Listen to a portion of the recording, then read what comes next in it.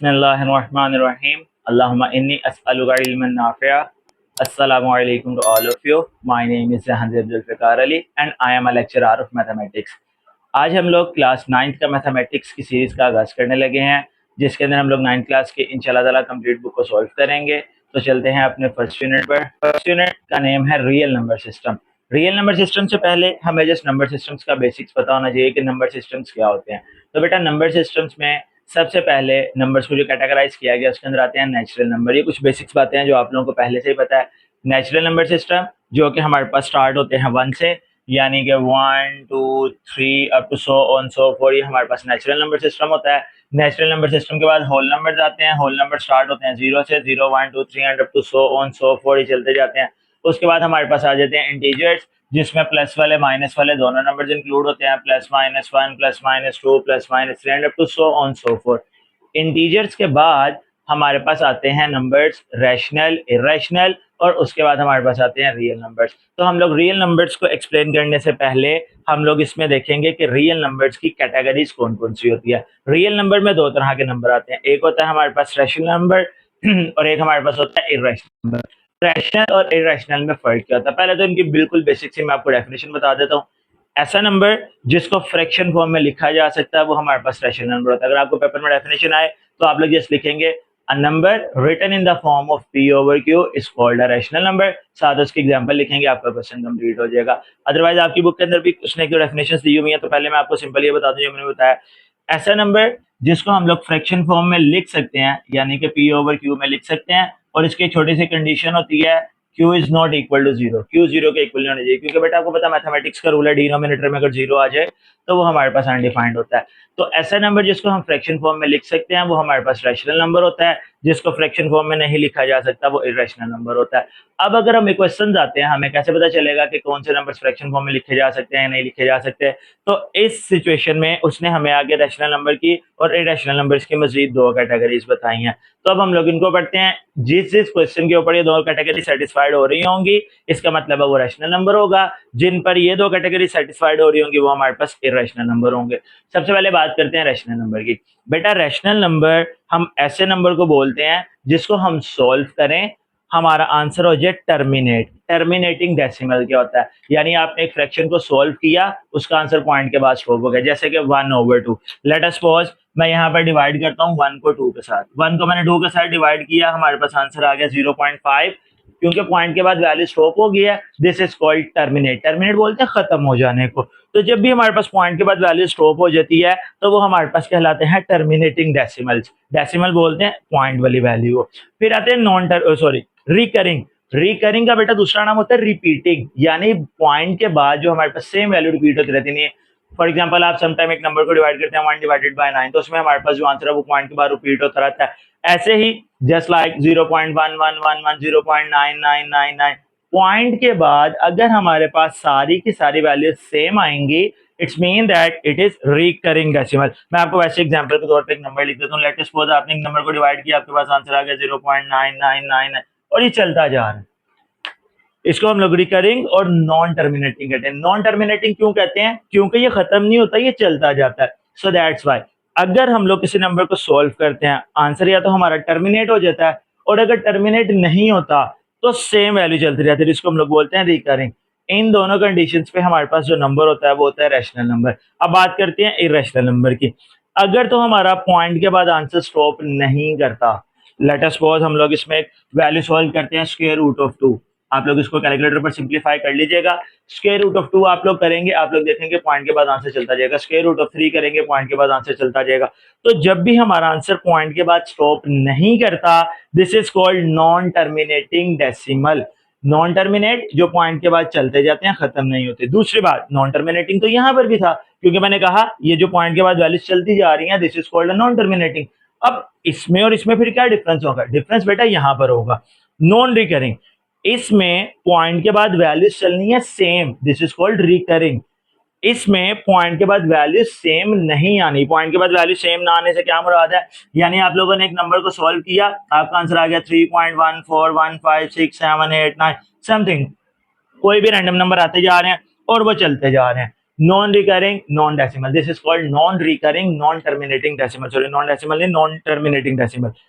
ऐसा नंबर, मैं अब आपको सिंपल वर्ड्स में दोबारा एक्सप्लेन करता हूँ, ऐसा नंबर जो पॉइंट के बाद स्टॉप हो जाए या सेम चलता रहे, this is called a rational number. ऐसा नंबर जो पॉइंट के बाद स्टॉप भी नहीं होता यानी टर्मिनेट भी नहीं करता और सेम भी नहीं आता यानी नॉन रिकरिंग रहता है, this is called irrational number. और जब हम लोग इन दोनों नंबर्स को मिलाकर लिख देते हैं, हमारे पास रियल नंबर्स, क्योंकि हमारा टॉपिक तो रियल नंबर जाना, रियल नंबर्स क्या होते हैं, जब हम लोग रैशनल और इरेशनल इन दोनों का यूनियन करते हैं। रैशनल को बेटा रिप्रेजेंट करवाया जाता है क्यू के साथ और इरेशनल नंबर्स को रिप्रेजेंट करवाया जाता है क्यू प्राइम के साथ। तो जब हम लोग रैशनल और इरेशनल इन दोनों का यूनियन करते हैं, यूनियन का मतलब होता है रैशनल और इरेशनल सारे नंबर्स को इकट्ठा करके मिला के लिख देना। जब हम लोग रैशनल और इरेशनल सारे नंबर्स को मिलाकर लिख देते हैं तो हमारे पास एक नया नंबर सिस्टम बनता है जिसको हम लोग बोलते हैं रियल नंबर सिस्टम। तो ये था हमारा रियल नंबर सिस्टम का एक छोटा सा इंट्रोडक्शन। अब हम लोग चलते हैं अपने क्वेश्चन की तरफ। Question number one, question number one की स्टेटमेंट थी identify the rational and irrational numbers. हमें उसने कुछ क्वेश्चंस गिवन किए हुए हैं, हमने उनमें से बताना है रैशनल कौन से होंगे, इरेशनल कौन से होंगे। सिंपल सी बात, टर्मिनेटिंग और रिकरिंग, जो टर्मिनेट हो जाए और रिकरिंग यानी रिपीट हो वो हमारे पास रैशनल होगा, जो टर्मिनेट भी नहीं होता और रिपीट भी नहीं होता वो हमारे पास इरेशनल होगा। चलते हैं अपने फर्स्ट क्वेश्चन पर। फर्स्ट क्वेश्चन का फर्स्ट पार्ट 2.353535, आगे डॉट डॉट नहीं लगे हुए, डॉट डॉट का मतलब होता है टू सो नहीं चलता जा रहा है। First of all dot dot नहीं लगे हुए, टर्मिनेट हो गया, एक कंडीशन भी सेटिस्फाइड हुई, हमारा क्वेश्चन कंप्लीट। लेकिन मैंने वैसे दो लिखी है क्योंकि इसमें वैल्यूज रिपीट भी हो रही हैं और टर्मिनेट भी हो रही है, तो मैंने लिख दिया टर्मिनेटिंग एंड रिकरिंग, रिकरिंग मतलब रिपीटिंग। तो ये हमारे पास कौन सा नंबर बन जाएगा, रैशनल नंबर। इसके बाद नेक्स्ट हमारे पास आता है बार साइन। बार साइन को हम लोग किस तरह से सिंप्लीफाई करेंगे, बार साइन को हम लोग सिंप्लीफाई करेंगे, जब भी बार का साइन खत्म होता है तो हमारे पास पॉइंट के बाद वैल्यूज जो है वो सेम सेम चलती आती हैं। इट्स मीन दैट ये हमारे पास जो है वो कौन सी वैल्यूज हो जाएंगी, नॉन टर्मिनेटिंग, टर्मिनेट तो नहीं हो रही लेकिन ये हमारे पास कौन सी वैल्यूज बनेंगी, रिकरिंग बनेंगी। नेक्स्ट हमारे पास आता है 2.236067 अप टू सोन। अब देखो बेटा इसके आगे डॉट डॉट लगे हुए मतलब ये चलता जा रहा है, पहली बात। दूसरी बात, इसके अंदर वैल्यूज हमारे पास सेम नहीं आ रही, क्योंकि वैल्यूज हमारे पास सेम नहीं आ रही इट्स मीन दैट ये हमारे पास जो है वो नॉन टर्मिनेटिंग होगा क्योंकि ये खत्म नहीं हो रहा, एंड नॉन रिकरिंग, और नॉन रिकरिंग होगा क्योंकि इसके अंदर वैल्यूज भी सेम नहीं आ रही, it's mean that it is irrational number. Next हमारे पास है स्क्वायर रूट ऑफ 7, इसको हम लोग कैलकुलेटर पर सिंप्लीफाई कर लेंगे। सिंपल सी बात आप लोगों ने याद रखनी है, जब भी हमारे पास स्क्वायर रूट के अंदर ऐसा नंबर आए जो कि परफेक्ट स्क्वायर नहीं है, परफेक्ट स्क्वायर कौन से होते हैं, 4 हो गया, 16 हो गया, 25 हो गया, 9 हो गया, 36 हो गया, जो कि हमारे पास परफेक्ट स्क्वायर होते हैं। अगर तो हमारे पास स्क्वायर रूट के अंदर ऐसा नंबर है जो कि परफेक्ट स्क्वायर नहीं है, वो हमेशा इरेशनल नंबर ही होता है। इसको कैलकुलेटर पर सॉल्व करके देख लीजिएगा, हमारे पास जो आंसर बनेगा वो नॉन टर्मिनेटिंग और नॉन रिकरिंग ही होगा, मतलब ना सेम वैल्यूज आएंगी और ना ही हमारे पास वैल्यू रिपीट आएंगे, it's mean that it is irrational number. Next हमारे पास है ई। ई हमारे पास एक यूलर नंबर होता है, इसकी वैल्यू इसने आपकी बुक एग्जांपल्स में लिखी हुई है, 2.71 समथिंग इसकी वैल्यू होती है, वहां से आप लोग इसकी वैल्यू टैली कीजिएगा। और आपकी बुक के अंदर ही इसने मेंशन किया हुआ है कि ये जो हमारे पास नंबर्स होते हैं ये हमारे पास इरेशनल नंबर होते हैं। सेम्स दैट पाई, पाई की वैल्यू वैसे हमारे पास होती है 22/7 फ्रैक्शन में। इसको जब हम लोग डिवाइड करते हैं 3.14 समथिंग इस तरह करके कोई वैल्यू आ जाती है, ये भी हमारे पास नॉन टर्मिनेटिंग और नॉन रिकरिंग होती है, इट्स मीन दैट ये भी हमारे पास जो होगा वो कौन सा नंबर हो जाएगा, इरेशनल नंबर हो जाएगा। नेक्स्ट हमारे पास है 5 प्लस स्क्वायर रूट ऑफ 11। आप लोग इसको कैलकुलेटर पर एज इट इज लिखेंगे। मैंने आपको यहाँ पर एक छोटी सी बात बताई, जब भी स्क्वायर रूट के अंदर हमारे पास एक इरेशनल नंबर आता है तो वो हमारे पास जो है वो, सॉरी स्क्वायर रूट के अंदर परफेक्ट स्क्वायर नंबर नहीं आता तो वो इरेशनल में चेंज हो जाता है। तो यहाँ पर भी इसी तरह की कंडीशन है, लेकिन सिंपल सी बात, अगर हम इन दोनों को कैलकुलेटर पर एज इट इज लिखते हैं 5 प्लस स्क्वायर रूट ऑफ 11, आपके पास एक आंसर आएगा, आप लोग को टैली कर लेंगे कि वो हमारे पास नॉन टर्मिनेटिंग और नॉन रिकरिंग होगा, it's mean that it is irrational number. यहाँ पर भी सेम वही बात कि यहाँ पर भी हमारे पास जो दोनों वैल्यूज आ रही है उसके अंदर एक इरेशनल नंबर्स आ रहे हैं, अगर हम इनको भी कैलकुलेटर पर एज इट इज लिखकर ऐड करते हैं तो हमारे पास जो आंसर आएगा वो नॉन टर्मिनेटिंग नॉन रिकरिंग बनेगा, it's mean that it is a irrational number. Same इसी तरह जब हम 4 और 15 इन दोनों को हम लोग डिवाइड करते हैं, इन दोनों को कैलकुलेटर पर आप लोग डिवाइड कर लीजिएगा, मैं वैसे ही आपको यहाँ पर करके भी दिखा देता हूँ। एक हमारे पास है 15, एक है 4, 4 3 से 12, रिमेनिंग बच गया 3।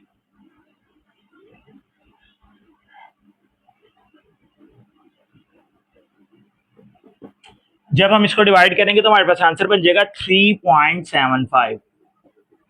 अब देखो बेटा ये टर्मिनेट कर गया क्योंकि ये टर्मिनेट कर गया, इट्स मीन दैट ये हमारे पास जो है वो टर्मिनेटिंग है। टर्मिनेटिंग नंबर्स हमारे पास रैशनल नंबर्स होते हैं।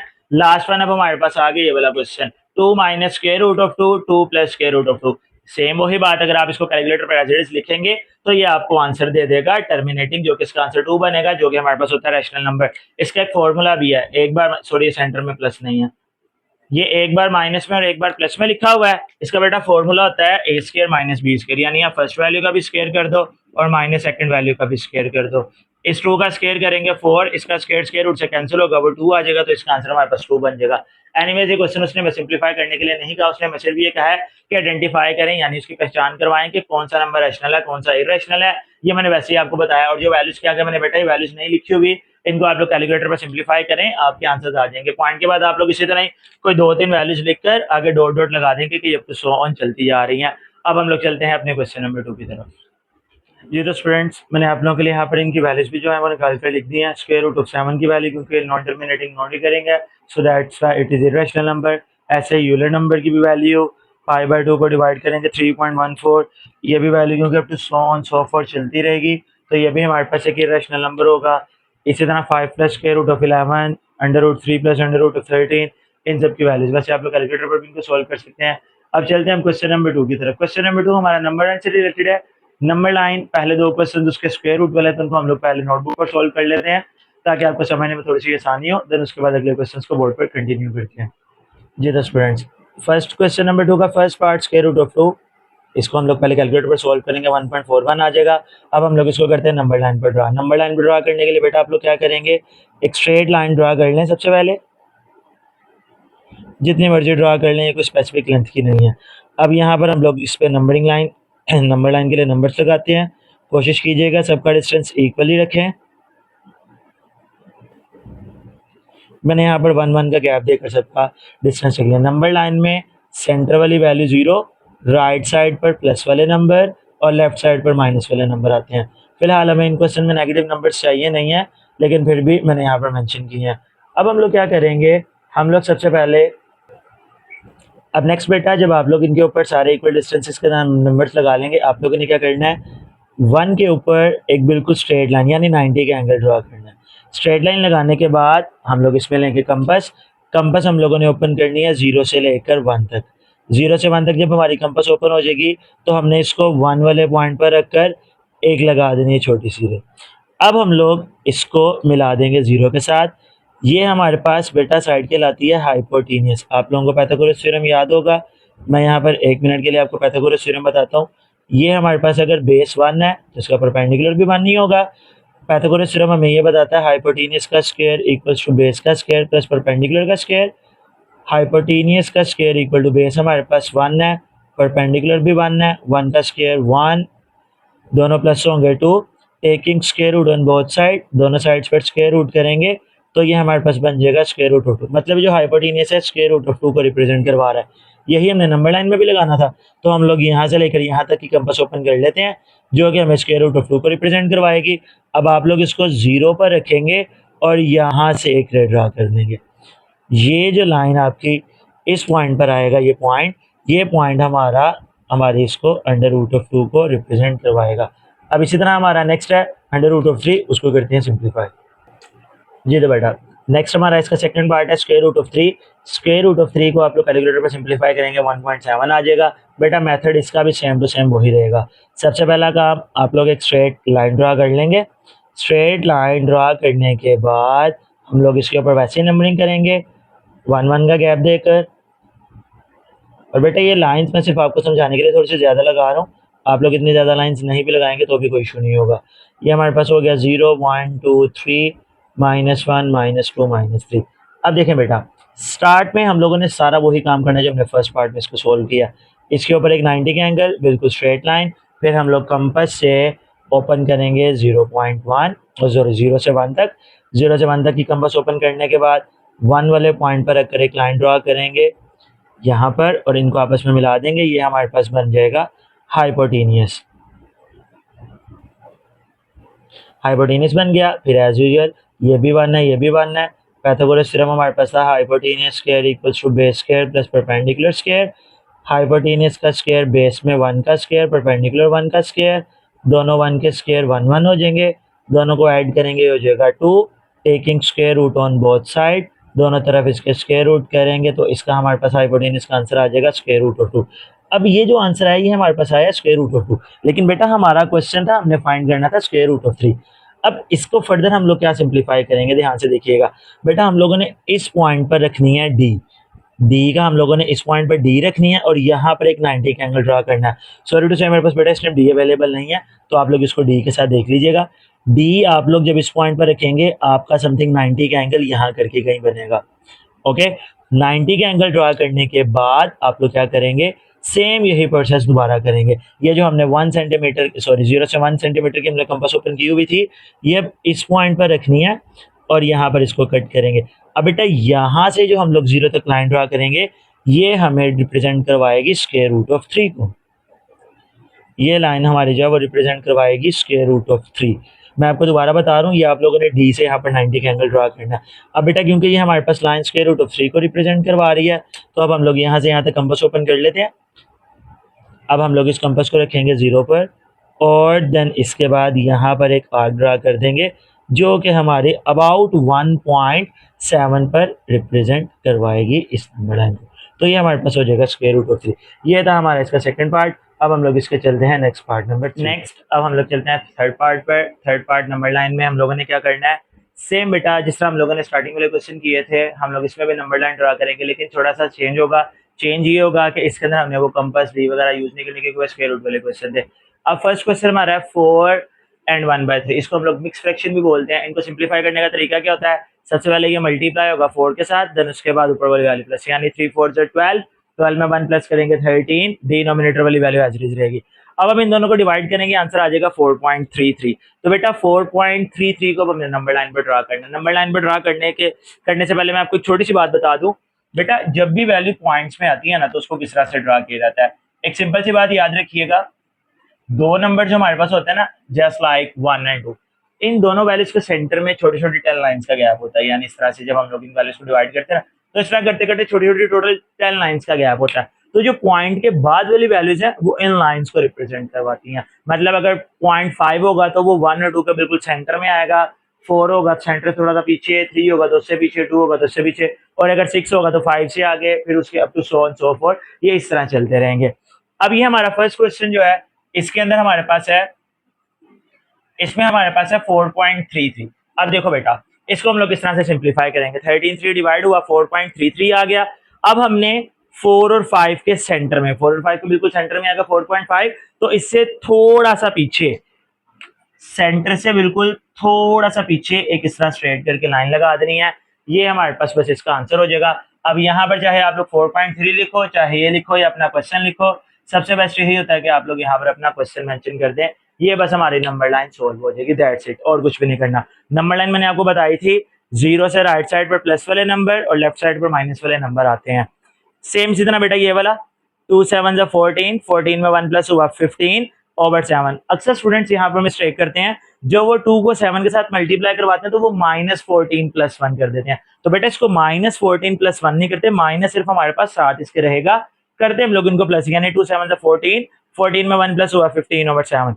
अब इसको हम लोग डिवाइड करेंगे तो आ जाएगा 2.1, 2.14 ही आगे चलते जाएंगे तो हमें पॉइंट के बाद बस एक वैल्यू चाहिए होती है। अगर उससे नेक्स्ट वैल्यू 5 या 5 से बड़ी हो तो हम लोग राउंड ऑफ कर देते हैं। राउंड ऑफ का मतलब होता है अगर नेक्स्ट वैल्यू 5 से बड़ी हो तो पीछे वाली वैल्यू में एक ऐड करवा दें। लेकिन फिलहाल अभी हमारे पास है 2.1। अब देखो क्योंकि माइनस में है तो लेफ्ट साइड पर ये रहा हमारे पास 2, 2.1 होगा 2 के बिल्कुल साथ, ठीक है बेटा, क्योंकि मैंने आपको बताया था बिल्कुल सेंटर में करके 5 होता है, तो 5 से पहले हमारे पास जो है वो 2.1 आ जाएगा। यहाँ पर हम लोग अपना क्वेश्चन लिख देंगे -2 एंड 1/7। सेम इसी तरह अब नेक्स्ट हमारे पास है 5/8। इसको जब हम डिवाइड करेंगे तो आ जाएगा 0.6। अब 6 से अगली वैल्यू क्योंकि 5 से छोटी है तो 0.6 ही कंसिडर्ड होगा। अब ये जो 0.6 है हम लोग इसको नंबर लाइन पर ड्रा करेंगे। 0.6 का मतलब है ये 0 और 1 के दरमियान में आएगा। अब 0 और 1 के बिल्कुल सेंटर में करके जो है वो हमारे पास 5 होता है, तो सेंटर से थोड़ा सा आगे बस जो है हम लोग एक स्ट्रेट लाइन ड्रा कर देंगे जो कि हमारा रिप्रेजेंट करवाएगा 5/8 को। Same as it is last one, इसमें भी वही काम करना है। 2 4 8, 8 में 3 प्लस हुआ 11, 11 को 4 के साथ डिवाइड करेंगे 2.75। अब क्योंकि 7 के बाद 5 आ रहा है तो हम लोग इसको राउंड ऑफ करके 2.8 यूज करेंगे। ओके बेटा, अब 2.8 हमने देखना कहां पर है, सॉरी इसका माइनस यहां पर आने, चले अब 2.8 हमारा किधर आएगा, 2.8 आएगा 2 और 3 के दरमियान में, क्योंकि 8 है तो ये पॉइंट सेंटर से थोड़ा सा आगे करके हमें रिप्रेजेंट करवा देगा 2.8, और यहां पर हम लोग मेंशन कर देंगे 2 and 3/4। ये हमारा जो है वो क्वेश्चन सिंप्लीफाई हो जाएगा। ये थे हमारे नंबर लाइन के कुछ पार्ट्स। अब हम लोग चलते हैं अपने नेक्स्ट क्वेश्चन पर। आई होप सो आपको नंबर लाइन समझ आ गई होगी। नेक्स्ट अब हमारा क्वेश्चन नंबर 3 है, अब हम वो कंटिन्यू करेंगे।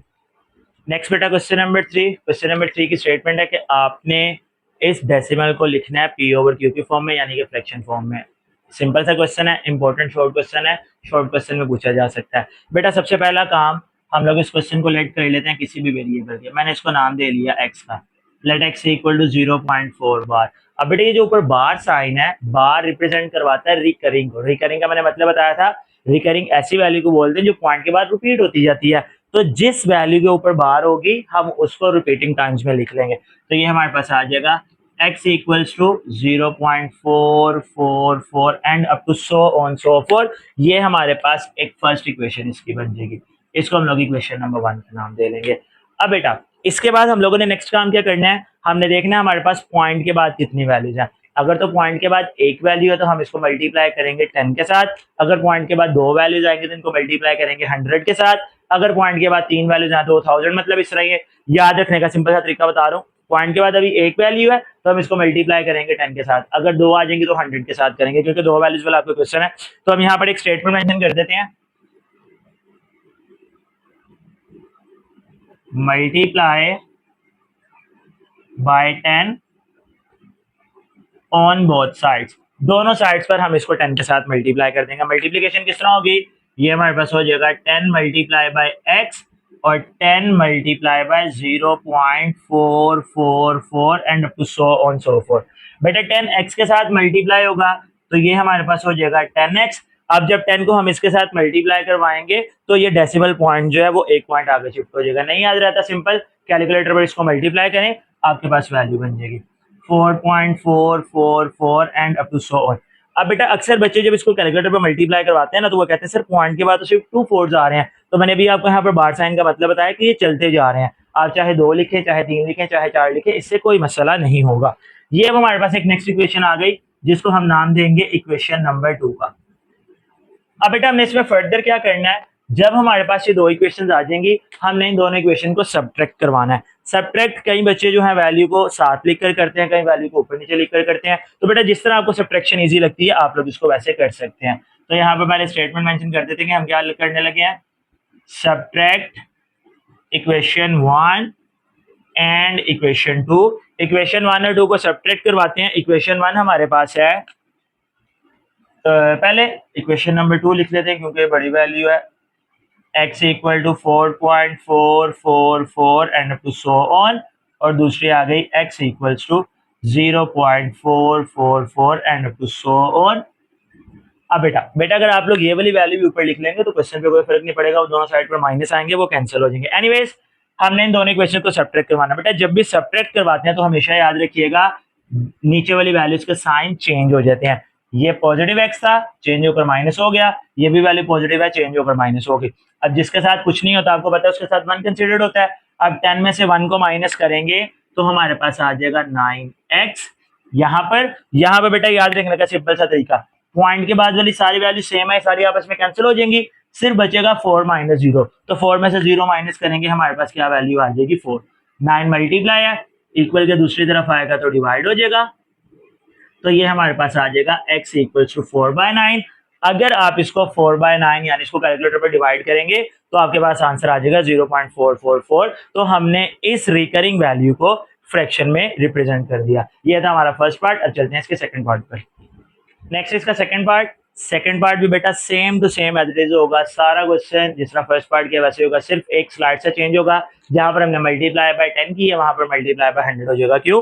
क्योंकि इसमें डेसिमल के बाद हमारे पास 2 वैल्यूज आ रही हैं। तो स्टार्ट करते हैं। फर्स्ट ऑफ ऑल हम लोग इसका जो रिकरिंग साइन है वो खत्म करके इसको लेकर आते हैं डेसिमल में। x इक्वल टू ये हमारे पास हो जाएगा 0.373737 and up to so on.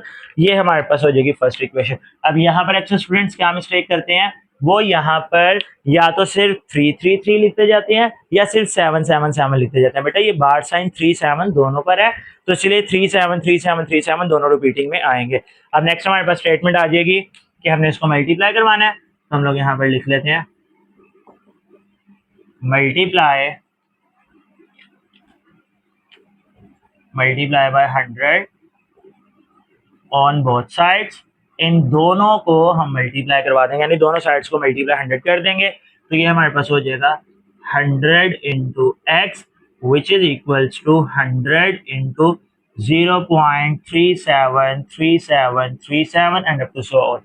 100x के साथ मल्टीप्लाई होगा तो सिंपल 100x आ गया, और ये मल्टीप्लाई होगा तो अगेन आ जाएगा 37.37 and up to so on so forth. और इसको हम लोग अपनी नेक्स्ट इक्वेशन का नाम दे देंगे जो कि इक्वेशन नंबर 2। मल्टीप्लिकेशन अगेन वही मैंने आपको बताया है कि आप इसको कैलकुलेटर पर मल्टीप्लाई करवाएं, आपके पास इसका आंसर बन जाएगा। या पॉइंट इसमें 2 जीरोज हैं तो पॉइंट यहाँ से 2 डेसिमल प्लेसेस आगे चला जाएगा, 37 के बाद आ जाएगा।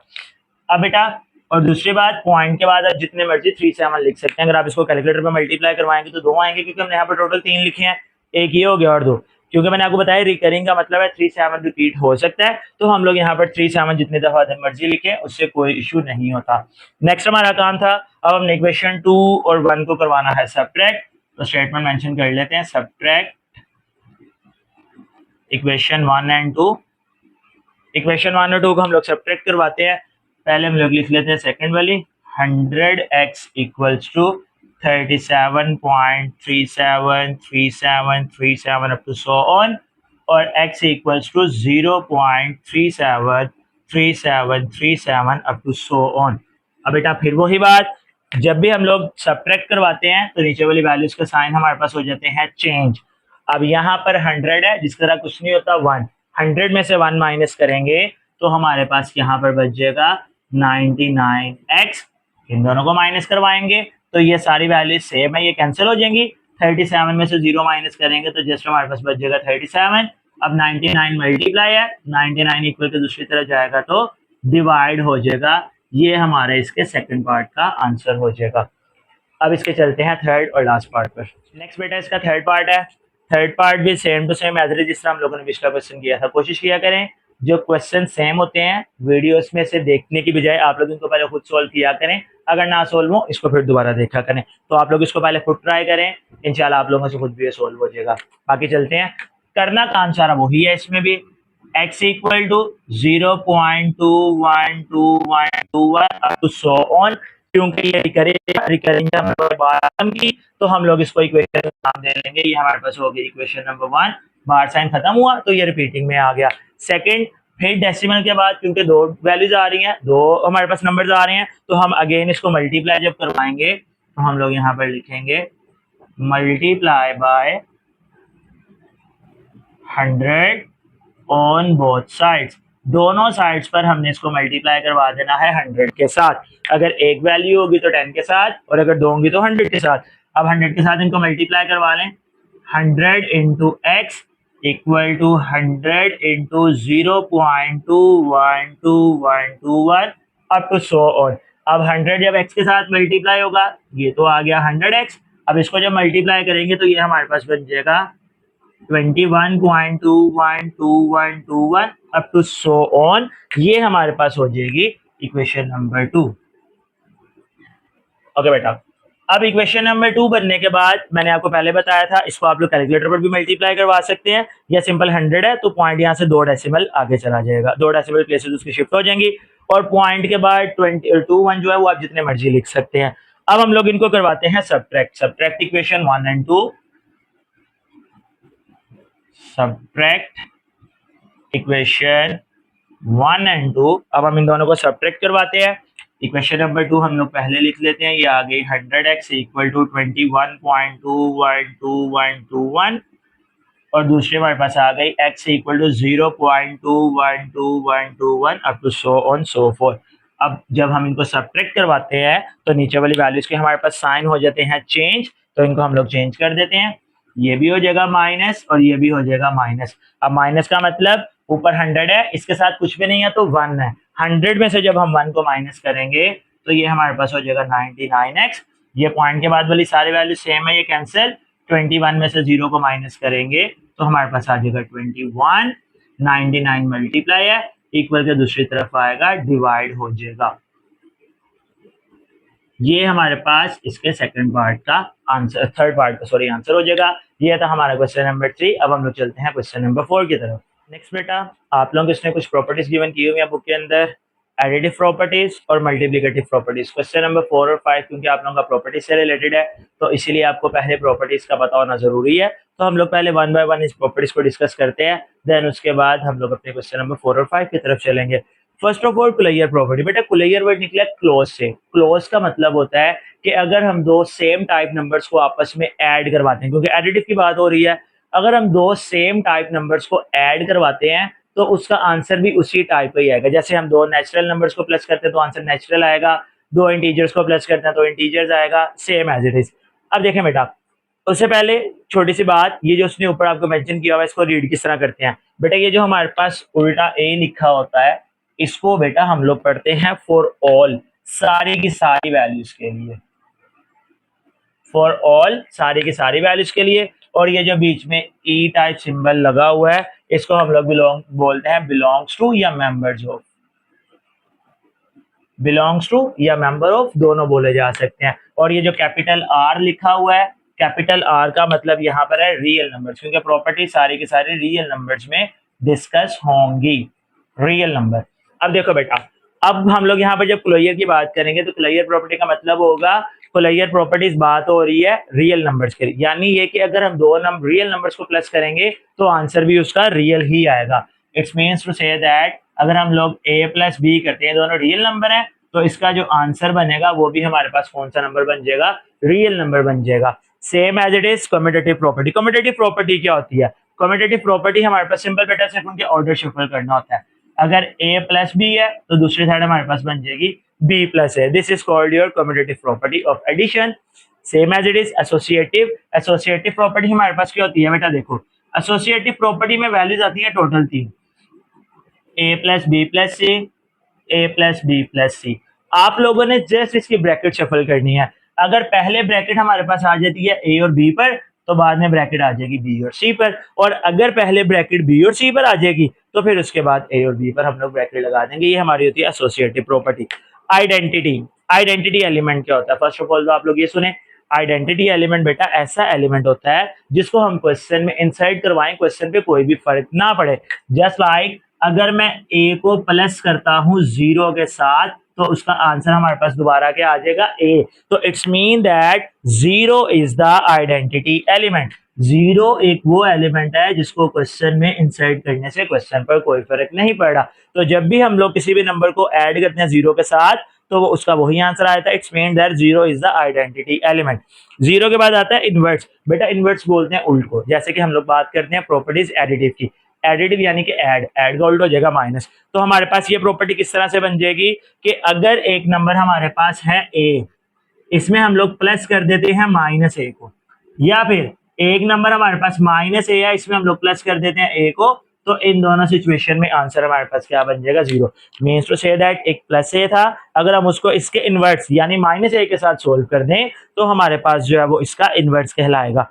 अब इसको इनवर्ट्स याद रखने का एक सिंपल सा तरीका ये भी होता है, अगर हम दो वैल्यूज को सोल्व कर रहे हैं और आंसर आइडेंटिटी एलिमेंट बन रहा है, देखे ना, हम जब ए और ए को सोल्व करेंगे, ए और माइनस ए को सोल्व करेंगे तो आंसर 0 आ रहा है। 0 is the identity element. It's mean that जब भी हम किसी वैल्यू को सोल्व करें और आंसर 0 आए, मतलब ये होता है कि एक दूसरे के इनवर्स होंगे। ये थी हमारी additive property. Same to same बेटा यही प्रॉपर्टीज हमारी है मल्टीप्लिकेटिव के साथ भी। सिर्फ क्या डिफरेंस होगा, जहां पर प्लस आ रहा है वहां पर हम लोग मल्टीप्लिकेशन लगा देंगे, बस लास्ट वाली दो प्रॉपर्टी थोड़ी सी चेंज होंगी, तो इनको भी जल्दी जल्दी से कर लेते हैं। यहां पर हमारे पास आ जाएगा कोलैयर में अगर हम ए और बी को मल्टीप्लाई करवाते हैं, सेंटर में कोई साइन नहीं है यानी ये मल्टीप्लाई होंगे, तो हमारे पास आंसर आएगा रियल नंबर। इसी तरह commutative property A multiply B अगर करते हैं तो वो इक्वल हो जाएगा बी मल्टीप्लाई बाय ए के। सेम एज इज एसोसिएटिव, अगर पहले ब्रैकेट हमारे पास आ जाती है ए और बी पर तो बाद में हमारे पास ब्रैकेट जो है वो आ जाएगी बी और सी पर।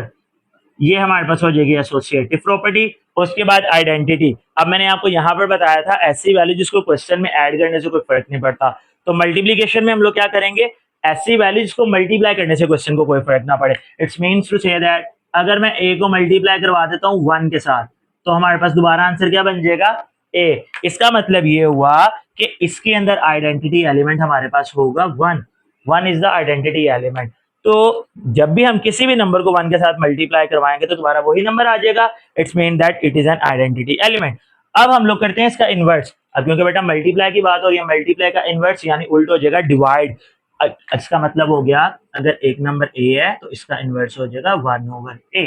ये सिंपल सी बात। इसको याद रखने का तरीका मैंने क्या बताया, अगर हम दो वैल्यूज को सोल्व करें और आइडेंटिटी एलिमेंट बने, इसका आइडेंटिटी एलिमेंट है 1, अगर हम यहाँ पर इसको सोल्व करते हैं ए के साथ कैंसिल हो जाएगा तो हमारे पास क्या आंसर बन जाएगा 1। क्योंकि इन दोनों को सोल्व करके आंसर आइडेंटिटी बन रहा है, इट्स मीन दैट ये दोनों एक दूसरे के इनवर्स है। आसान लफ्जों में अगर एक मल्टीप्लाई ए है तो दूसरा ए डिवाइड में आएगा, ये एक दूसरे के इनवर्स हो जाएंगे। ये थी हमारी कुछ प्रॉपर्टीज। अब चलते हैं बेटा नेक्स्ट। अब हमारी कुछ प्रॉपर्टीज हैं, properties of equality of real number. ये अक्सर बच्चों को काफी डिफिकल्ट लगती हैं, तो बेटा आप लोग इसको जस्ट इसके नेम से याद रखेंगे, इंशाल्लाह आप लोगों को ये इजी लगेंगी। सबसे पहले है रिफ्लेक्सिव प्रॉपर्टी। रिफ्लेक्सिव प्रॉपर्टी हमें कहती क्या है, for all value of a belongs to real, सारी की सारी वैल्यूज के लिए ए की जो रियल से बिलोंग करती हैं, A equal to A. Reflexive word निकला रिफ्लेक्स है। रिफ्लेक्ट मतलब अक्स, मतलब ये कि अगर एक वैल्यू हमारे पास कोई भी आ रहा है, लेट अस सपोज 2, तो वो इक्वल भी किसकी होगा, 2 के ही होगा। तो इसका मतलब बस इतना से है कि सेम वैल्यू के हमारे पास इक्वल कंसीडर्ड होती है। ये हमारी रिफ्लेक्सिव प्रॉपर्टी होगी। जो भी नंबर होगा वो सिर्फ उसी के इक्वल हो सकता है, किसी दूसरे के इक्वल नहीं होगा। इसी तरह सिमेट्रिक प्रॉपर्टी। सिमेट्रिक प्रॉपर्टी क्या होती है, सिमेट्रिक प्रॉपर्टी हमें बताती है कि अगर हमने a इक्वल टू बी लिखा है, हम उसी को रिवर्स करके b इक्वल टू a भी लिख सकते हैं। अक्सर आप लोगों को पता होगा कि अगर आप लोग जब मैथ्स के क्वेश्चन सोल्व करते हैं तो आप लोगों का आंसर इस तरह आता है 2 इक्वल्स टू x, तो हम उसको अरेंज करके लिख लेते हैं x इक्वल्स टू 2। तो ये अकॉर्डिंग टू सिमेट्रिक प्रॉपर्टी ही किया जाता है। देन उसके बाद आता है ट्रांजिटिव प्रॉपर्टी। ट्रांजिटिव प्रॉपर्टी क्या होती है, ट्रांजिटिव प्रॉपर्टी में दो चीजें हैं। अगर हमारा a इक्वल होगा b के और b इक्वल होगा c के, तो ऑब्वियस सी बात है कि a जो है वो भी हमारे पास c के इक्वल होगा। दो इक्वालिटीज के अंदर अगर एक साइड आपस में सेम आए तो उनकी बाकी दोनों साइड्स आपस में इक्वल होती हैं। तो सिंपल, अगर a इक्वल है b के और b इक्वल है c के, इट्स मींस दैट a भी c के इक्वल होगा। देन उसके बाद एडिटिव प्रॉपर्टी। एडिटिव प्रॉपर्टी बेटा क्या होती है, लेट अस सपोज हमारे पास दो नंबर्स हैं, दो नंबर्स मैं यहाँ पर लिख देता हूँ, एक a है और एक हमारे पास b है। अगर हम इन दोनों साइड्स पर एक नया नंबर ऐड करवा दें, हम लिखते हैं ना multiply by this number on both side, जिस तरह हमने स्टार्टिंग वाले क्वेश्चन में किया था multiply by 10 on both side. इसी तरह अगर हम दोनों साइड पर किसी सेम नंबर को ऐड करवा देते हैं, this is called additive property. Sorry यहाँ पर भी सी आएगा। तो यही हमारी एडिटिव प्रॉपर्टी होती है कि अगर a इक्वल टू बी है, which is implies that a plus C equal to B plus C, दोनों साइड्स पर एक नया नंबर ऐड करवाएंगे तो इसको हम लोग बोलते हैं एडिटिव प्रॉपर्टी। सेम लाइन इसी तरह ये हमारे पास प्रॉपर्टी होती है मल्टीप्लीकेटिव। इसके अंदर मल्टीप्लाई, अगर a इक्वल टू बी है तो अगर हम दोनों साइड पर इसको c के साथ मल्टीप्लाई करवा देंगे तो ये हमारे पास मल्टीप्लीकेटिव प्रॉपर्टी बन जाएगी। अब cancellation property with respect to addition. Cancellation property क्या होती है, अब देखो बेटा अगर ये प्लस सी है, अगर मैं इसको इक्वल के दूसरी साइड पर ले जाऊंगा तो ये हमारे पास हो जाएगा a plus C minus C equal to B. C के साथ कैंसिल हो जाएगा तो दोबारा हमारे पास क्या बच जाएगा, a equal to b. It's means that अगर दो वैल्यूज इक्वल के दोनों साइड्स पर सेम साइन के साथ लिखी हो, यानी प्लस सी यहाँ पर भी है, तो ये दोनों आपस में कैंसिल हो जाएंगे, a इक्वल टू बी बच जाएगा। सेम इसी तरह मल्टीप्लीकेशन में भी है, c की वैल्यू 0 नहीं होनी चाहिए। बाकी काम इसमें भी वही है कि दोनों तरफ c वैल्यू मल्टीप्लाई थी वो आपस में कैंसिल होगी, तो दोबारा ये हमारे पास a इक्वल टू बी बन जाएगा। ये हमारे थे कुछ प्रॉपर्टीज इक्वालिटीज की। अब हम लोग चलते हैं अपनी लास्ट प्रॉपर्टीज ऑर्डर प्रॉपर्टीज पर। नेक्स्ट और लास्ट बेटा प्रॉपर्टी एक्सरसाइज 1.1 के लिए ऑर्डर प्रॉपर्टीज। ऑर्डर प्रॉपर्टीज क्या होती हैं इसको डिस्कस करते हैं one by one. First of all trichotomy, इसको कई लोग ट्रिकोटोमी भी पढ़ते हैं, तो ट्राइकोटोमी ट्रिकोटोमी जो वर्ड आपको अच्छा लगे आप लोग पढ़ सकते हैं। ट्राइकोटोमी प्रॉपर्टी, ट्राइकोटोमी प्रॉपर्टी क्या होती है बेटा, ट्राइकोटोमी प्रॉपर्टी बिल्कुल सिंपल सी प्रॉपर्टी है। इसके अंदर हम लोग क्या करते हैं, आपने सिर्फ दो नंबर्स का आपस में रिलेशन फाइंड करना है, दो नंबर्स ए और बी। अब या तो ए बी से बड़ा होगा, या तो ए बी से छोटा होगा, या तो ए बी के बराबर होगा, इसके अलावा तो कोई पॉसिबिलिटी नहीं होती। ठीक हो गया बेटा। तो यही तीन रिलेशन जो दो नंबर्स के आपस में होते हैं, यही हमारी ट्राइकोटोमी प्रॉपर्टी को रिप्रेजेंट करवाता है। उसने कहा for a b belongs to real either a equal to b और ए ग्रेटर देन बी और ए लेस देन बी, या ए बी से बड़ा होगा या ए बी से छोटा होगा या तो उसके इक्वल होगा। ये हमारी ट्राइकोटोमी प्रॉपर्टी कहलाती है। उसके बाद आती है ट्रांजिटिव। ट्रांजिटिव आप लोग पहले भी पढ़ चुके हैं, यहाँ पर मैं दोबारा रिपीट कर देता हूँ। अगर ए ग्रेटर देन बी है और बी ग्रेटर देन सी है, यानी ए बी से बड़ा है और बी सी से बड़ा है, तो ऑब्वियस सी बात है ए सी से बड़ा होगा। सेम यही कंडीशन लेस देन के लिए भी होती है कि अगर ए बी से छोटा होगा और बी सी से छोटा, तो इसका मतलब है ए सी से भी छोटा होगा। एडिटिव प्रॉपर्टी, जो भी मैंने आपको लास्ट प्रॉपर्टीज में बताया है कि दोनों साइड्स पर एक नंबर को ऐड करवा देना, एडिटिव प्रॉपर्टी कहलाता है। सेम इसी तरह अब मल्टीप्लीकेटिव। मल्टीप्लीकेटिव में बेटा कुछ केसेस लिखे हुए हैं, मैं यहाँ पर आपको बस वन बाय वन दोनों बता देता हूँ। वैसे इसमें चार लिखे हुए हैं, वो आप लोग खुद ही देख लीजिएगा। जब भी बेटा हम दोनों साइड्स पर मल्टीप्लाई करवाएंगे किसको, ग्रेटर नंबर को। ग्रेटर नंबर से मतलब जीरो से बड़ा नंबर, मीन्स टू से पॉजिटिव नंबर को। ये ए ग्रेटर देन बी है, हम इसके दोनों साइड्स पर सी को मल्टीप्लाई करवाते हैं और सी की वैल्यू पॉजिटिव है, तो बेटा इसका मतलब होगा ए सी ग्रेटर देन बी सी रहेगा। मतलब अगर यहाँ पर ग्रेटर है तो यहाँ पर भी ग्रेटर का ही साइन रहेगा। इसी के ऑपोजिट अगर हम लोग यहाँ पर मल्टीप्लीकेशन में लेस देन सी को मल्टीप्लाई करवाते हैं, यानी अगर हम दोनों साइड्स पर नेगेटिव नंबर को मल्टीप्लाई करवा देते हैं, तो ये जो ग्रेटर का साइन है ये चेंज हो जाएगा लेस में। अगर हम पॉजिटिव नंबर के साथ दोनों साइड्स पर मल्टीप्लाई करवाएंगे तो ग्रेटर ग्रेटर ही रहेगा, और अगर हम नेगेटिव नंबर को दोनों साइड्स पर मल्टीप्लाई करवाएंगे तो ये ग्रेटर चेंज हो जाएगा लेस में। उसने आगे केसेस लिखे हुए हैं कि if C greater than zero और if C less than zero. अगर लेस देन जीरो है तो सिंबल चेंज हो जाएगा, और अगर ग्रेटर देन जीरो है तो वो सिंबल चेंज नहीं करेगा। सेम यही केस हमारा डिवीजन मेथड के लिए है कि अगर हम दोनों साइड्स पर सेम नंबर यानी greater than c greater than zero means to say that positive number, अगर हम दोनों साइड पर पॉजिटिव नंबर के साथ डिवाइड करवाते हैं तो सिंबल चेंज नहीं होगा। अगर लेस है तो लेस रहेगा, ग्रेटर है तो ग्रेटर रहेगा। और अगर हम नेगेटिव नंबर यानी सी लेस देन जीरो के साथ हम दोनों साइड पर डिवाइड करवा देते हैं तो ये जो नंबर लेस है वो चेंज हो जाएगा ग्रेटर में। ओके बेटा। लास्ट इसकी property reciprocal property. Reciprocal property क्या होती है, अगर a लेस देन b है, रेसिप्रोकल होता है अगर a है तो उसका रेसिप्रोकल 1/a हो जाएगा, और इसी तरह b है तो उसका रेसिप्रोकल 1/b हो जाएगा। अगर a लेस देन b है, हम इन दोनों का रेसिप्रोकल कर देते हैं 1/a 1/b, तो बेटा रेसिप्रोकल में सिंपल सी बात है, इसका जो सेंटर वाला साइन है वो चेंज हो जाएगा। इसी तरह अगर यहाँ पर ग्रेटर होगा तो 1/a लेस देन 1/b हो जाएगा। अगर लेस आएगा तो ग्रेटर हो जाएगा, और अगर ग्रेटर होगा तो रेसिप्रोकल की वजह से वो किस में चेंज हो जाएगा, लेस देन में चेंज हो जाएगा। ये थी हमारी कुछ प्रॉपर्टीज। अब हम लोग चलते हैं अपने क्वेश्चन नंबर 4 और 5 की तरफ। क्वेश्चन नंबर 4 की स्टेटमेंट सिर्फ ये है कि right the name of the properties used in the following. हमने बस ये बताना है कि इनके अंदर कौन कौन सी प्रॉपर्टीज यूज हुई है, मतलब सोल्व करने वाला कुछ नहीं है, जो हमने प्रॉपर्टीज पढ़ी हैं वही सारी प्रॉपर्टीज इनके अंदर यूज होंगी। तो वन बाय वन इनको लिखना शुरू करते हैं। First of all first property मैंने आपको बताया था अगर तीन वैल्यूज में जस्ट ब्रैकेट शफल हुई हो, इसमें ब्रैकेट पहली दो वैल्यूज पर है, इसमें ब्रैकेट लास्ट दो वैल्यूज पर है, तो इसको हम लोग बोलते हैं एसोसिएटिव प्रॉपर्टी। ये हमारे पास हो जाएगी एसोसिएटिव प्रॉपर्टी। साथ अपने ये भी देखना कि ये एडिशन है या मल्टीप्लीकेशन, तो विद रिस्पेक्ट टू एडिशन, क्योंकि ये एडिशन के विद रिस्पेक्ट है, क्योंकि इसके सेंटर में प्लस आ रहे हैं, तो associative property with respect to addition. Next one 2 √2 plus √3 √3 plus √2, इनके जस्ट ऑर्डर शफल हो रहे हैं, तो ये हमारे पास हो जाएगी commutative property. Commutative property with respect to addition, ये भी क्योंकि इनके सेंटर में प्लस है तो ये भी commutative property with respect to addition हो जाएगी। अब यहाँ पर एक x है और एक -x है। मैंने आपको पहले बताया था जब भी साइन चेंज हो जाता है वो इनवर्स हो जाता है, क्योंकि एक पॉजिटिव है एक नेगेटिव है, प्लस का ऑपोजिट साइन है नेगेटिव, तो ऐड का ये हमारे पास ऐड का आएगा, तो इसलिए हमारे पास हो जाएगा एडिटिव इनवर्स। क्योंकि हमारे पास ऐड का आउट साइन है नेगेटिव, तो इसलिए हमारे पास हो जाएगा एडिटिव इनवर्स। अब यहाँ पे बेटा प्रॉपर्टी आप लोगों ने सिंपल सी बात याद रखनी है, अगर a आपके पास राइट साइड पर लिखा हुआ है तो ये राइट डिस्ट्रीब्यूटिव कहलाएगी, और अगर a लेफ्ट साइड पर लिखा हुआ है तो ये लेफ्ट डिस्ट्रीब्यूटिव कहलाएगी। फिलहाल a अभी हमारा ब्रैकेट के लेफ्ट साइड पर लिखा हुआ है, तो ये हमारे पास प्रॉपर्टी हो जाएगी लेफ्ट डिस्ट्रीब्यूटिव।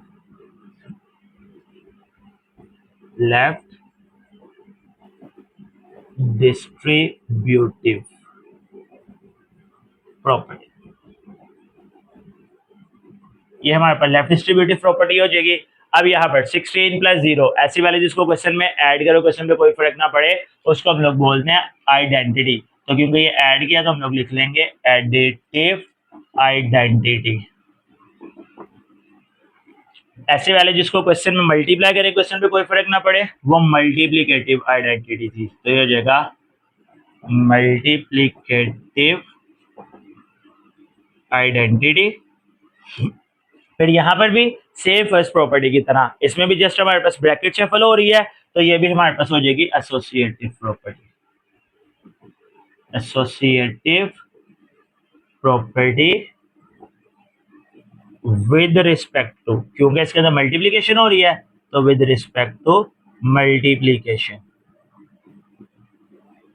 अब सेम इसी तरह ये वाली प्रॉपर्टी यही बनेगी, सिर्फ ऑर्डर शफल हो रहा है, पहले ए बी है बाद में बी ए आ गया, तो ये हमारे पास हो जाएगी कॉम्पिटेटिव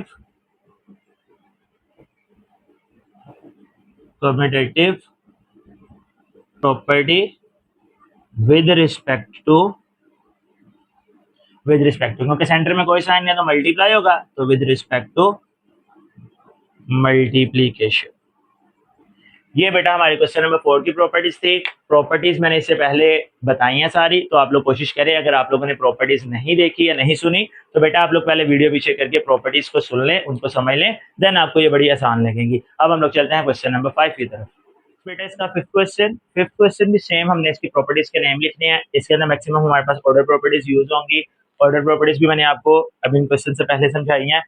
फर्स्ट ऑफ ऑल सबसे पहले क्वेश्चन में कौन सी प्रॉपर्टी कैसे यूज हो रही है, देखो बेटा ये हमारे पास प्रॉपर्टी यूज हो रही है एडिटिव प्रॉपर्टी। एडिटिव प्रॉपर्टी किस तरह यूज हो रही है, देखें बेटा ये हमारा क्वेश्चन है -3 लेस देन -1 और ये हमारा आंसर आ रहा है। अगर मैं इसके दोनों साइड्स पर 2 को प्लस करता हूँ, यानी -3 के साथ भी अगर मैं 2 प्लस करता हूँ, लेस देन -1 के साथ भी 2 प्लस करता हूँ, तो ये सॉरी 2 नहीं, क्योंकि हमें आंसर पहला 0 चाहिए, 0 करने के लिए हम लोग इसमें 3 प्लस करते हैं। अगर हम इसमें दोनों साइड पर 3 प्लस करते हैं, -3 + 3 0, और यहाँ पर ये दोनों सोल्व होंगे तो हमारे पास आंसर आ जाएगा +2। तो बेटा देखो दोनों साइड्स पर सेम नंबर ऐड करने से हमारे पास ये नंबर बन गया। तो जब दोनों साइड पर हम सेम नंबर ऐड करते हैं, इसको हम लोग बोलते हैं एडिटिव प्रॉपर्टी। तो इसके सिंपल हम लोग प्रॉपर्टी में मेंशन कर देंगे, ये हमारे पास है एडिटिव प्रॉपर्टी। आप लोगों ने सोल्व नहीं करनी, आपको मैंने सिर्फ समझाने के लिए सोल्व किया है, सोल्व करने के लिए ही हमें नहीं दी गई, हमें सिर्फ नाम बताना है। नेक्स्ट हमारे पास a लेस देन b है। अब यहाँ पर देखो बेटा दोनों के रेसिप्रोकल्स कर दिए गए हैं, तो सिंपल सी बात है जब रेसिप्रोकल हो जाएगा तो वो हो जाएगी reciprocal property. Reciprocal property. Next one a less than b then a plus c equal to, same यही बात, दोनों साइड्स पर सेम नंबर प्लस किया जा रहा है। जब दोनों साइड्स पर सेम नंबर प्लस किया जाए तो हम लोग इसको बोलते हैं, ये हमारे पास एडिटिव प्रॉपर्टी कहलाएगी। Additive property. अब सेम यहाँ पर दोनों सेम नंबर्स को मल्टीप्लाई किया जा रहा है, तो सेम वो एडिटिव थी, तो ये हमारे पास हो जाएगी मल्टीप्लीकेटिव प्रॉपर्टी। यहाँ पर भी बेटा सेम वही बात है कि दो सेम नंबर्स थे, उनको हमने यहाँ पर लेस देन सी है, सो दैट्स वाई ये सिंबल चेंज हो गया। मैंने अभी प्रॉपर्टीज में समझाया आपको, वो आप लोग वहां से देख लीजिएगा। अब यहाँ पर क्योंकि सी के साथ कैंसिल हुआ है बेटा, आप लोग यहाँ पर cancellation property with respect to multiplication भी लिख सकते हैं, तो हम लोग यहाँ पर वही मेंशन करते थे, क्योंकि सी की वैल्यू कैंसिल हो गई है, तो हम लोग मेंशन कर देते हैं cancellation property with respect to multiplication. वैसे हम लोग यहाँ पर मल्टीप्लिकेशन प्रॉपर्टी भी मेंशन कर सकते हैं, क्योंकि ये मल्टीप्लिकेशन प्रॉपर्टी में मेंशन था। और लास्ट वन, या तो ए ग्रेटर देन बी है, या ए इक्वल टू बी है, या ए लेस देन बी है। ये भी मैंने आपको प्रॉपर्टीज में बताया। ये हमारी प्रॉपर्टी होती है ट्राइकोटमी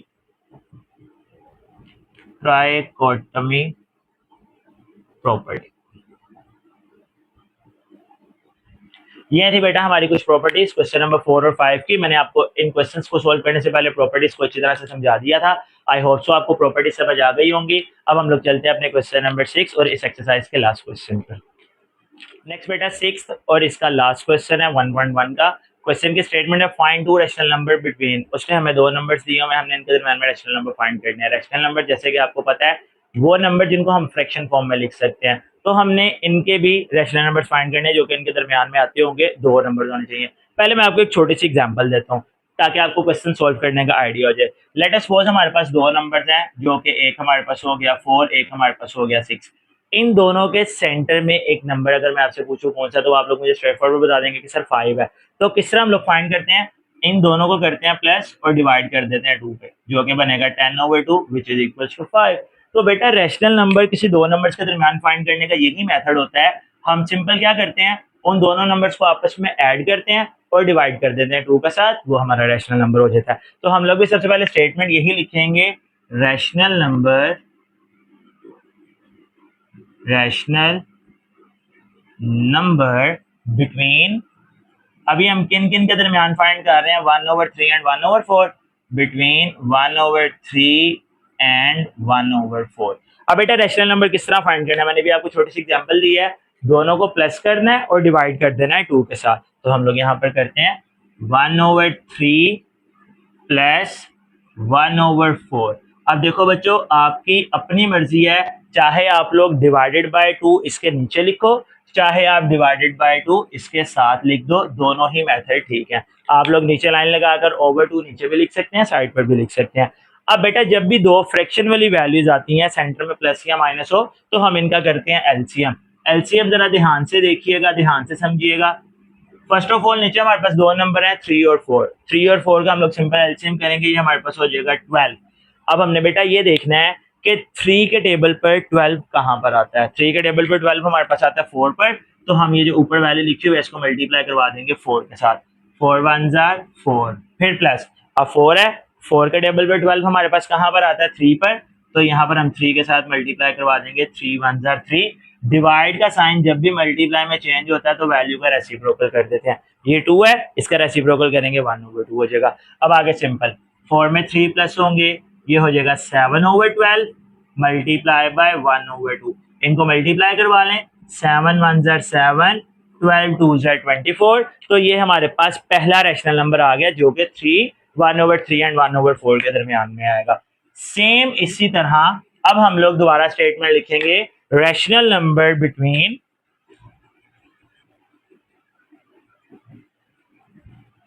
रैशनल नंबर बिटवीन। अब बेटा एक जो आपने आंसर निकाला है, एक आप लोग इसको यूज करेंगे एंड इसके साथ आप क्वेश्चन में से कोई सी भी एक वैल्यू यूज कर लो, चाहे 1/3 यूज कर लो, चाहे 1/4 यूज कर लो, दोनों से ही हमारा क्वेश्चन ठीक कंसीडर्ड होता है। तो मैं यहाँ पर 7/24 के साथ 1/4 को यूज करूंगा। तो बेटा करना काम क्या है, करना सेम वही है, फिर से 7/24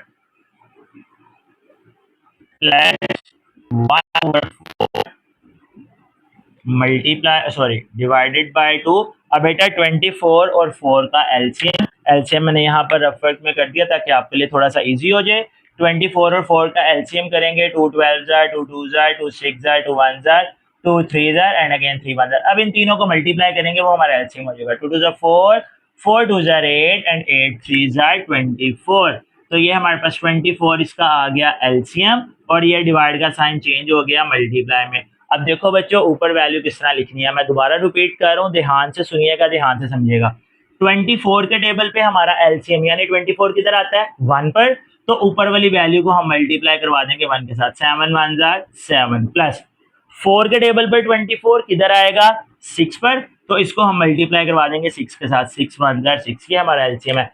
क्रॉस मल्टीप्लीकेशन हर क्वेश्चन में नहीं होती, तो ये मेथड याद रखिएगा, ये इंशाल्लाह आपको कभी भी क्वेश्चन गलत नहीं होने देगा। इन दोनों को प्लस करेंगे 13/24 और आगे ये मल्टीप्लाई हो जाएगा 1/2 के साथ, इनको मल्टीप्लाई करवाएंगे तो ये बन जाएगा 13/48। तो अब देखो बच्चों हमारा क्वेश्चन था 1/3, हमने 1/3 के बाद एक रैशनल नंबर निकाला जो कि हमारे पास आया 7/24, फिर 7/24 और हमने लास्ट वाले नंबर के दरमियान एक रैशनल नंबर निकाला जो कि हमारे पास आ गया 13/48 और ये दोनों किसके दरमियान में आए हैं, लास्ट वैल्यू हमारे पास थी 1/4।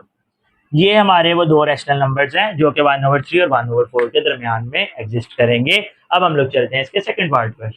नेक्स्ट इसका सेकंड पार्ट भी सेम एज इट इज होगा। 3 एंड 4 इनको भी हम वैसे सॉल्व करेंगे। सबसे पहले हम कर लेते हैं 3 और 4 को प्लस, तो ये हमारे पास आ जाएगा 3 + 4। अब अगेन हम लोग आगे डिवाइडेड बाय 2 भी लिख सकते हैं, ओवर 2 भी लिख सकते हैं। बेटा मैंने पिछले क्वेश्चन में डिवाइडेड बाय 2 आगे इसलिए लिखवाया था, वो पहले फ्रैक्शन थी। इसमें क्योंकि फ्रैक्शन नहीं है तो हम लोग इसमें 2 को डिवाइड में ही लिख लेते हैं। दोनों को प्लस करेंगे तो ये हमारे पास हो जाएगा 7/2। बस ये हमारा पहला नंबर हो गया। अब इसी तरह हम लोग इसका दूसरा नंबर फाइंड करते हैं। Rational number between rational number between, एक तो नंबर हो गया 7/2। अब आपकी अपनी मर्जी है, 7/2 के साथ चाहे 3 लें चाहे 4 लें, तो मैं इसके साथ नंबर 4 यूज कर रहा हूँ। मैं अगेन रिपीट कर रहा हूँ, अगर आप लोग 3 भी यूज करेंगे तो आपका आंसर गलत नहीं होगा। अब स्टेटमेंट हमने लिख ली 7/2 और 4 के दरमियान, तो काम फिर वही होगा। हम लोग करेंगे 7/2 को +4 के साथ और डिवाइड कर देंगे 2 के साथ। डिवाइड 2 बेटा मैंने इसलिए सेपरेट लिखे क्योंकि फ्रैक्शन आ गई है।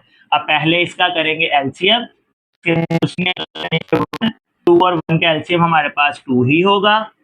ये आ गया एलसीएम 2 के टेबल पे 2 आता है 1 पर, तो 7 1 जार 7, 1 के टेबल पर 2 आएगा 2 पर, तो 2 4 जार 8। डिवाइड का साइन मल्टीप्लाई में चेंज 1/2। 7 और 8 प्लस होंगे तो ये हमारे पास हो जाएगा 15/2 मल्टीप्लाई बाय 1/2। इनको कर देंगे मल्टीप्लाई 15/4। ये दो नंबर आ गए। अब इसका आंसर लिख लेते हैं। हमारे पास नंबर था पहला 3 के बाद जो हमने नंबर निकाला वो हमारे पास आ गया 7/2। 7/2 के बाद जो हमने नंबर निकाला वो आ गया 15/4 और लास्ट नंबर हमारे पास जो था वो था 4। ये 4 और 3 के दरमियान दो रैशनल नंबर हो जाएंगे। अब चलते हैं अपने 1.1 के लास्ट क्वेश्चन और क्वेश्चन नंबर 6 के थर्ड पार्ट पर। नेक्स्ट और लास्ट पार्ट, क्वेश्चन नंबर 6 का थर्ड पार्ट। रैशनल नंबर हमने फाइंड करना है 3/5 और 4/5 के दरमियान। ये भी एज यूजुअल पिछले क्वेश्चन की तरह ही होगा। Rational number between 3/5 and 4/5। सबसे पहला काम है हम इन दोनों को करते हैं आपस में ऐड और डिवाइड कर देंगे 2 के साथ। तो ये हमारे पास बन जाएगा 3/5 प्लस 4/5, दोनों आपस में प्लस होंगे और डिवाइडेड बाय 2। अब इनका हम लोग करते हैं एलसीएम। बेटा एलसीएम में अगर वैल्यू सेम हो तो हमारे पास ऊपर वाली वैल्यू जैसे लिखी हुई है एज इट इज आ जाती हैं। नहीं तो जो मैंने आपको मेथड बताया है आप लोग इसके अंदर वो मेथड भी यूज कर सकते हैं। एलसीएम भी 5 है, यहाँ पर भी 5 है। 5 के टेबल पे 5 आएगा 1 पर, तो ऊपर वाली वैल्यू 1 के साथ मल्टीप्लाई हो जाएगी। 3 1 जार 3 प्लस 5 के टेबल पे 5 आएगा 1 पर, तो 4 1 जार 4। इन दोनों को प्लस करेंगे तो ये हो जाएगा 7/5 इंटू 1/2। इनको मल्टीप्लाई करवाएंगे तो ये हमारे पास आ जाएगा 7/10। ये आ गया हमारा फर्स्ट रैशनल नंबर। अब सेम इसी तरह से हम लोग इसमें सेकंड रैशनल नंबर भी निकाल लेते हैं। स्टेटमेंट मेंशन कर देते हैं। रैशनल नंबर बिटवीन, एक तो हमारे पास आ गया 7/10 एंड दूसरा नंबर चाहे आप लोग 3/5 लें चाहे 4/5 लें, तो मैं इसमें 4/5 को यूज कर रहा हूँ। तो अब इसमें भी वही काम करेंगे। पहले इन दोनों को प्लस 7/10 प्लस 4/5 और उसके बाद डिवाइडेड बाय 2। अब बेटा यहाँ पर 10 और 5 दो नंबर्स आगे, इनका एलसीएम कर लें। तो 5 जार 10, 5 एज इट इज, 5 1 जार 5, 5 1 जार 5, 2 और 5 मतलब इनको मल्टीप्लाई करेंगे तो एलसीएम हमारे पास जो है वो इसका आ जाएगा 10। डिवाइड का साइन भी मल्टीप्लाई में चेंज कर लेंगे, हो जाएगा 1/2। अब देखो बेटा 10 के टेबल पे 10 आएगा 1 पर, तो ऊपर वाली वैल्यू 1 के साथ मल्टीप्लाई, 7 1 जार 7 प्लस दूसरी वैल्यू 5 के टेबल पे 10 आएगा 2 पर, 2 4 जार 8। दोनों को हम आपस में प्लस करेंगे तो ये हमारे पास बच जाएगा 15/10 इंटू 1/2। आप लोग इसकी कटिंग भी कर सकते हैं। 5 3 जार 5 2 जार, ऊपर बच गया 3 1 जार 3 और नीचे बच गया 2 2 जार 4। अब आगे इनके आंसर मेंशन कर लेते हैं। सबसे पहला नंबर हमारे पास जो क्वेश्चन में मेंशन था वो था 3/4 और हमने सॉरी 3/4 नहीं 3/5, 3/4 तो हमने आंसर निकाला है। तो पहला नंबर आ गया 3/5। अब जो हमारा पहला आंसर आया था वो हमारे पास था 7/10। दूसरा आंसर जो हमारे पास आया वो था 3/4 और लास्ट पर जो हमारा नंबर क्वेश्चन में गिवन था वो हमारे पास था 4/5। तो ये 3/5 और 4/5 के दरमियान दो रैशनल नंबर्स हमारे पास आ गए। ये थे स्टूडेंट्स हमारी एक्सरसाइज 1.1। आई होप सो आपको आज का लेक्चर समझ आया होगा। कमेंट सेक्शन में अपनी कीमती राय का जरूर इजहार कीजिएगा। खुश रहें, आबाद रहें, अल्लाह ताला आपको दुनिया और आखिरत दोनों में कामयाब करें। मिलते हैं इंशाल्लाह अगली वीडियो में, तब तक के लिए अल्लाह हाफिज़।